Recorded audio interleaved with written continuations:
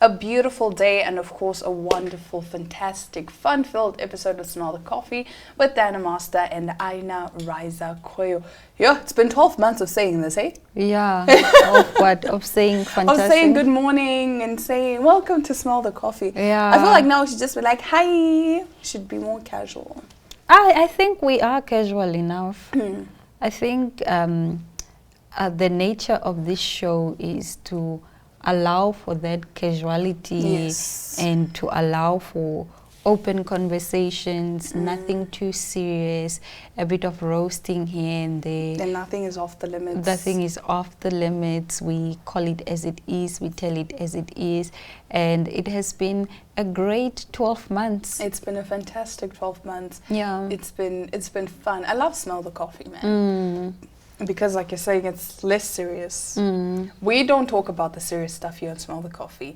I don't know if you remember, sometimes we would get these comments of, no, why aren't you guys talking about like the war, what not? It's like, no, this is not that kind of show. Yeah. We have other shows for that. If you want the heavy news, just go watch Sunset News. Watch Africa Good Morning, watch Sunset News. They will have you covered the with agenda, the agenda, the evening review. They have you covered with current affairs. Yes. We are current affairs, but in the celebrity world and in the world of bizarre news. We want to take the load off from all the heaviness and the seriousness of the world. It's already so serious. Everything is so deep. It's so deep. So here on Smell the Coffee, one of our mottos is, we're just girls, because that's all we are. We're literally just girls. You know, a 55-year-old calls himself young men.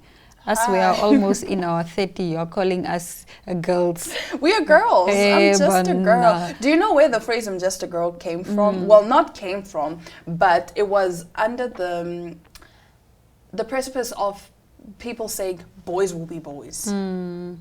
Guys were excused for a lot of things because boys will be boys. Yeah. So then that's when girls started saying, or women started saying, but I'm just a girl. Dana, can you do this? I'm just a girl. I don't have the capacity. I'm literally just a girl. Because in a way, back then, that's what people used to say, like, but you're just a girl. You can't do this. So now we are taking the power back and being like, no, I'm just a girl. Yeah. Dana, can you bring these chairs? I'm just a girl.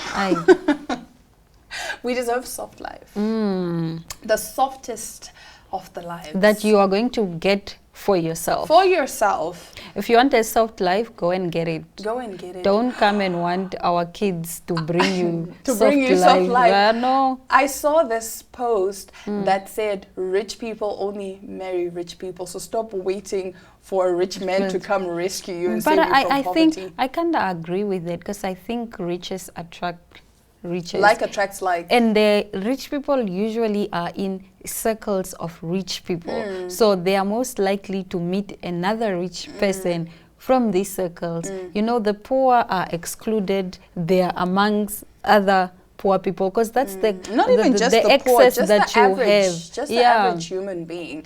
And also with that being said, if you do manage to, you know, let's say come from the bottom and then find yourself in those circles, a lot of the times you can see that this one actually just recently came into wealth. Yeah. There's a certain way they carry themselves, there's certain characteristics, and I feel like they sometimes also feel out of place. Because, for example, imagine it's just a bunch of people that are eating caviar. Yeah. And now you are forced to sit there and act like you're enjoying it. You're enjoying like, fish eggs. You're like, I could use pap right now. yo, pap would slap right up. Pap and matangara, not pap and caviar. Pap and matangara, my friend, would eat right now. It would slap right now. So I do agree with that as well, but I think there are a few exceptions. I mean, if you were once poor and then maybe it's easy, like for a celebrity, somebody with a talent, they grow up very impoverished and then they make it to Hollywood. Now they kind of tasted the best of both worlds. They know what it feels to be poor. They know what it feels to be rich. This person, because now they are exposed to these rooms, is most likely to find someone rich. Yes. It's all about accessibility. It's all about If you don't have accessibility. the access to rich people, you probably won't meet rich people. Exactly, because for example here, rich people are there at the country clubs, they are, playing golf. For you, you're thinking, for me to buy a set of golf clubs is gonna set me back how much? So that's why they say, I like what you said about, they tasted the best of both worlds. Or sometimes the worst of both worlds is also that. In Queen of Tears, it's a telenovela, she starts with that. I know what it's like to be rich and I know what it's like to be poor. And quite frankly, I'd rather be rich. Because, guys, let's be honest. Being rich is nice. Being in wealth is nice. It's nice, but you also need to then learn to adjust to certain things. Even in this other show that I was watching, the grandmother gifted a baby, a newborn baby, like it was a Gucci set or something. And the man was just looking. And then the grandmother said, you're probably asking yourself, why did I spend thousands of dollars on something that the baby is going to wear for maybe only a month? But that's because you're poor. You're thinking like a poor person. Sure. Like, hi, bro. Hi, bro. But it is what it is. I mean, you can start dressing up and going to these places where you'll meet these affluent people. But moral of the story is, don't be waiting for a rich person to come and rescue you. Make your own money. So that way, if somebody pisses you off, you can just be like, okay, bye. I have my own wealth. I don't need you. I think there's just that independence, that freedom. It's what I like. But anyway, we do have interesting stories coming up after the break, so we'll be right back.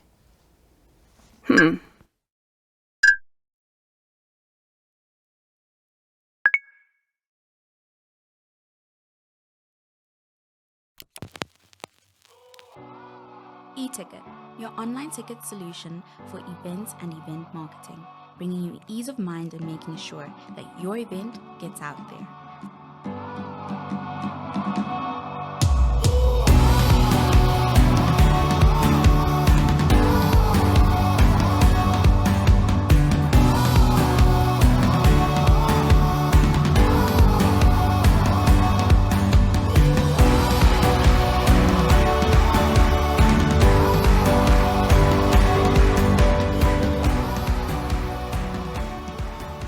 For more information, contact events@nmh.com.na.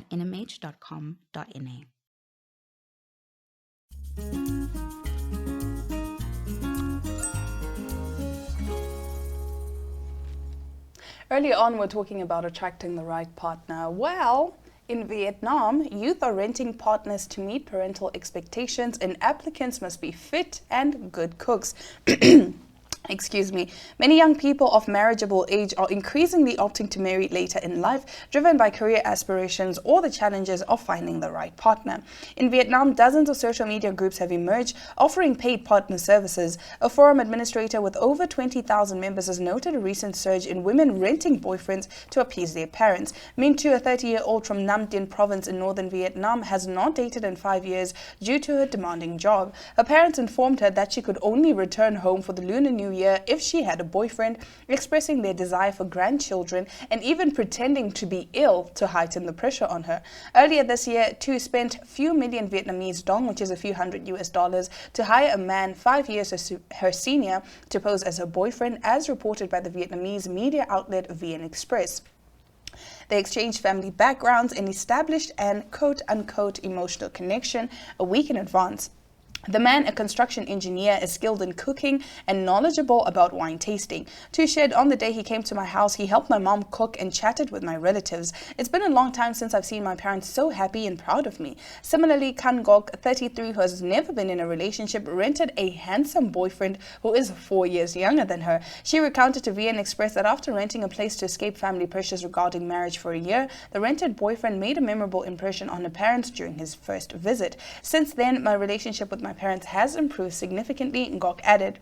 Hoai Tuan, a 25-year-old from Hanoi, has been acting as a fake boyfriend for various clients for over a year. He explained, I have to go to the gym, learn to sing, cook, take photos, and work on my conversation skills to meet the expectations of many clients. To ensure quality, Tuan limits himself to 3 to 4 clients per month.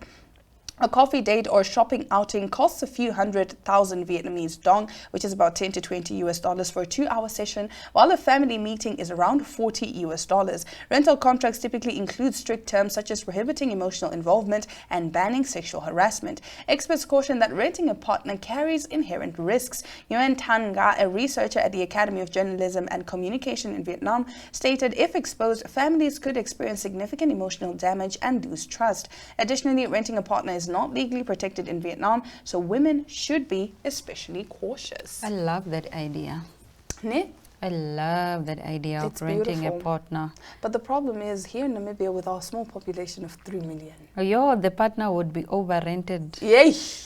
The I partner think- will be over-rented. Yeah. Now this thing of this one weekend, he's at your house. Like, my thing And is, you know our parents are friends. And they are friends of Exactly. other And friends they're of friends other friends. I was like, but isn't that Aina's boyfriend? Mm. No, that's Diana's boyfriend. No, but I could have sworn Aina That was was with with him him. 2 weeks ago. And now it's like a whole situation. I've watched too many movies that ended badly for these. Like, they're almost always exposed. Something happens. Or then the other one I catches think it's a feelings. pressure that our parents put on us. When are you getting married? When are you having a child? When are you this? When are you that? People are honestly just tired of all those uncalled for questions that they would rather rent a partner just to shut you up. Just to shut you up. Yeah. Because again, like in countries like Vietnam, where the parents, for example, aren't necessarily in the big cities, these children will come maybe once a year or twice a year. Yeah. So in that time that they come, they'll just come with their boyfriend and then go back Yeah. to their lives. Because like the first one said, the first one is career. Tunnel vision when it comes to the career. So having a boyfriend is the least of her problems, of her Yeah. worries. She's like, no, not right now. Yeah. Because we all know relationships come with a lot. It's not just... So at least with renting a boyfriend... just Relationships hold holds you back. You can't pursue your career when you are in a relationship, to be quite honest. You can, but you would not be the best version of yourself. You'll always be... Somewhere, somehow, you will slack. You would always try to accommodate the next person. Or you will compromise. Or you'll compromise. I saw a story. This girl said, things I did for love, I missed out on a scholarship opportunity because he said he couldn't bear me being far from him. Now are we together? No. You should have gone abroad, sweetie. I saw another one that said she took out a $40,000 loan for her boyfriend, and then homeboy went to Angola. Imagine. No. That's why I would never encourage young people to choose love over their careers. Never. And I would also not recommend marrying before your frontal lobe is fully developed. Yeah. Like, yeah, sure, there are some cases of people that got married when they were like 19, 20 and they're still together. But most of the times, you know, by the time you're 25, now your frontal lobe is fully developed and you're like, yo, I actually don't like you like that though. Like, you were cool and all, but nah, I want something different in life. Yeah. Nonetheless, let's talk about choosing baby names. It's crucial to consider more than just one name itself. Selecting the right baby name involves many factors, starting with picking a first name that sounds good to you and won't lead you to being teased at school. Whether you prefer classic or unique name is your choice, but remember that selecting a first name is just the beginning. You want to ensure there are no embarrassing nicknames associated with your chosen name before moving on to choosing a suitable middle name. However, a woman has highlighted another important consideration for a parent when naming their child. The viral TikTok video shared her experience of being burdened with a curse, Monica, despite having a very common first name. Emma Windham urged parents to think about their children's initials when picking out names. She lamented that her own initials spell out ew, E and W, making her dislike filling out forms that required her initials. She explained, when you are deciding what to name your kids, look at their initials and how they are going to be. Every time I have to initial a document, I have to write ew. All these little initials just say ew, ew, ew, ew, ew, ew. M revealed that her original name was meant to be Alexia, which could have given her an adorable initial such as ow. However, her dad, did away with that idea, and she fears being nicknamed Sexy Lexi at school. Oh, listen, Yeah. baby names are so important.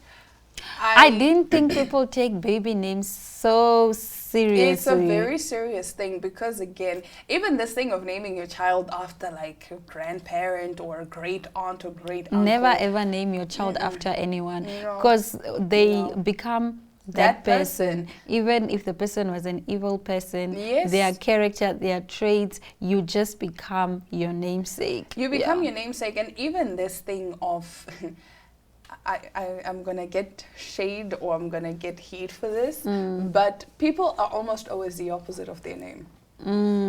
For example, someone called, let's say, Beauty. Yeah. It's like, okay, cool. Someone named Patience. They're the least patient person there is, But I have all of my kids' names picked out. Wow. All of them. I know exactly what they mean. Even before I got pregnant with my daughter, I already knew what her name was going to be. Because I've always wanted a What does hyphenated Navea name. mean? Navea is heaven spelled backwards. And then Marie, so it becomes like Heaven Mary. So that's basically the combination. Because I was like, no, I want a double-barreled name. Like, I want a hyphenated name. But I also want it to be like heaven backwards. Because Navea is such a unique Why name. would you have heaven backwards and not forward? No, because it sounds nicer, Navea. Because Heaven Marie sounds, it's like, okay, it's nice. But Navea still has that unique aspect. It was such a great idea until Wow. my relatives started calling her Nevia and Nevia. I'm like, no, Hey. it's Navea. It's Navea. Or at least call her other name is Kalani. And then her other name is Atidaishe. And that Atidaishe, I gave a list of names and I said, this is my list of approved names. Choose from that one. Like you do have an option in naming your child, but from this select list. Yeah. Because I was I knew exactly what I wanted to do with the names. So all of my kids, all of them are named. Even in heaven, they know. But anyway, that brings us to the end of our top stories. Do let us know, what are some unique names that you've actually heard out there? I think that's a very interesting topic. But right after the break, we are talking all things pageantry. If you can walk the walk, can you talk the talk? Neopaints has established a 67-year Namibian legacy, creating personalized paint solutions that blend quality and innovation for the Namibian people. We pride ourselves in being a 100% Namibian-owned company, investing in our country and our people by employing and empowering true Namibians. With every brushstroke, Neopaints commits to our quality guarantee and always delivering a coat of excellence. At Neopaints, we always stay true to our country. We are as Namibian as you.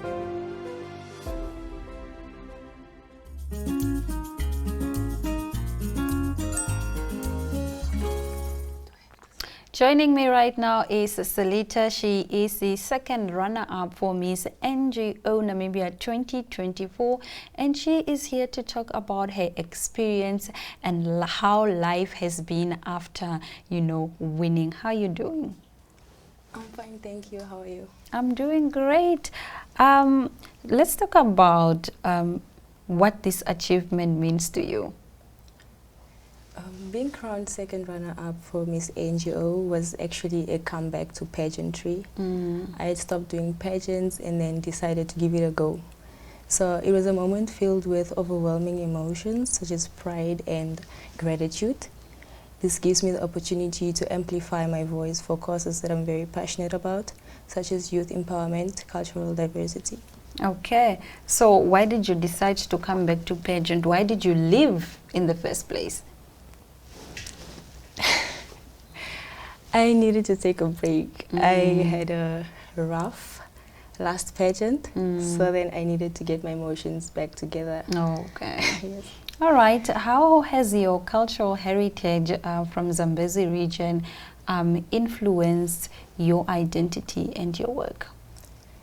It's the foundation of who I am. The rich traditions and values in the Zambezi region have taught me the importance of unity and celebrating cultural diversity. And then how has this passion of pageantry inspired you to work on youth empowerment and to ensure that none of your peers are left behind? Growing up, I've seen how challenging it was for a lot of youth to reach their potential. Yeah. Often due to the lack of resources or support from the relatives, family, and so forth. So then I aspire to be the role model I once needed. Okay. Is that how you are planning to inspire young women to pursue their dreams, or are there other, alternatives, modalities that you are going to employ to ensure that, the next person is inspired? I've started a foundation named Empower Choices. It ensures to educate and mold the youth to reach their potential through creating initiatives, mentorship initiatives that then allows me to create opportunities for them to showcase their talents. Okay, you are a linguistic student, I understand. Yes, ma'am. Okay, so how do your studies complement your advocacy work? This allows me to engage with a diverse audience, which also gives me the ability and opportunity to then engage with them through understanding the different cultures. Okay. What are you most passionate about, social issues that you're most passionate about, and how do you plan on approaching them? I'm very passionate about cultural preservation. As the world is moving to it's adapting to a more Western culture, I believe that it's important for us to stay true to our roots. Okay. I am also very passionate about spreading awareness around teenage pregnancy and HIV and AIDS, as I come from a region that has high statistics of HIV and teenage pregnancy. Okay. And how do you encourage others to embrace their individuality in a world that often promotes conformity? I encourage people around me by leading by example, portraying confidence, and also allowing myself to use my unique traits. My unique traits to showcase the importance of I'm sorry. Oh, no, it's fine. We can move on. What challenges have you faced on your journey that have shaped the woman you've become so far? Self-doubt and societal expectations. Sorry. It has taught me to be more persistent and self-acceptance. Yeah. Thank you. Okay. What projects and initiatives are you currently involved in that supports youth and cultural diversity? As I said, I started a foundation named Empower Choices. Then there is the platform of foundation that then I want to use to carry out my initiatives of cultural diversity and empowering the youth. What advice would you give to young people who feel otherwise limited by their circumstances? Focus on what you can control. Believe in the ability to take small steps. Always remember that flowers bloom in different seasons. As the saying goes, when the time is right, the Lord will make it happen. It is important to know that your circumstances do not define you, but your determination does. Okay. What are your long-term goals for making an impact in your community and beyond? I am hoping to establish a sustainable foundation that allows me to empower, encourage through educational initiatives.